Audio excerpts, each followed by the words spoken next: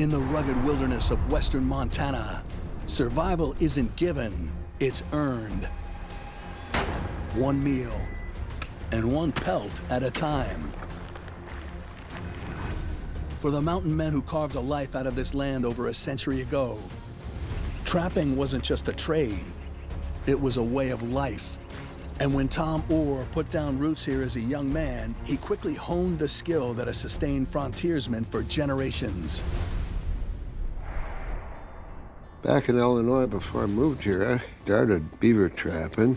There were lots of beaver back in Illinois, but in the Kootenai National Forest, and we have 2 million acres of land, you gotta try to make that animal put his foot within an area like that. Yeah, that was one of the things I had to learn to do to make a living out here. I make good money off of beavers, though, because of all the things I do with the animal after I trap them. So beavers are real good for me. Beaver are beneficial to the ecosystem. But if the population gets out of control, they wreak havoc by damming up streams and destroying trees.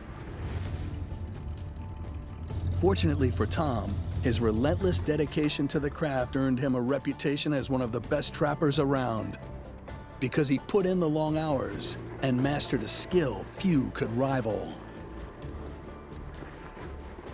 Lots of hard work involved with trapping. I mean, it's hard going. One winter, he braved the treacherous North Fork of the Yak River, chasing a nuisance colony that promised a big reward. But it required that he put every trick he'd mastered to the test.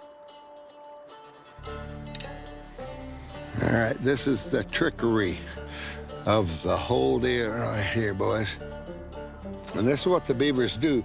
They come up on the bank, they'll grab a bunch of grass and mud off the bottom, they'll put it up here on the edge like this, and then they'll climb up on top of it, and they'll excrete this beaver caster onto it.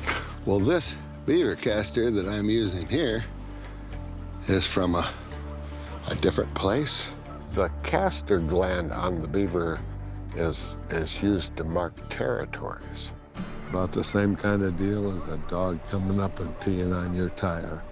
So now the beavers that live here, they'll come swimming along and they'll smell that. They got hell of a noses on them. He'll come here to check out this new guy in town. Piss him off, he'll be mad. He'll come to investigate it, and I bet you we'll have a beaver here. You can see the beaver dam here. Right in the middle of it is what they call the crossover. That's where the beavers cross the dam if they're going to go down below the dam. And it's usually a pretty good place to put one.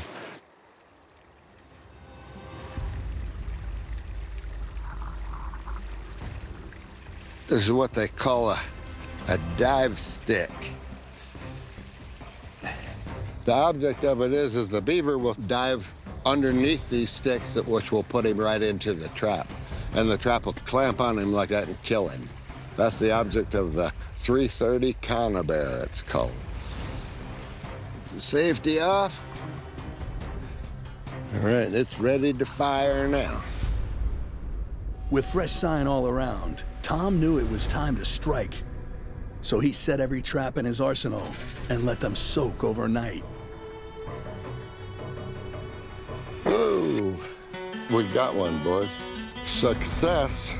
We got a beaver. Ooh, he's a big one. Oh. Nice head catch. That was that submerged trap with the dive stick, so he had to dive down and swim through it. That's close to 50-pounder. He's a big one. But that wasn't the only beaver Tom caught that day. Ha, we got a beaver.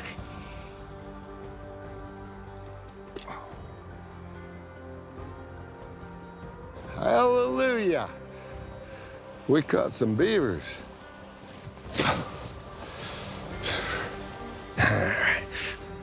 We got 5 beaver. That's as many beaver as what I've ever caught in one day, I think. All right.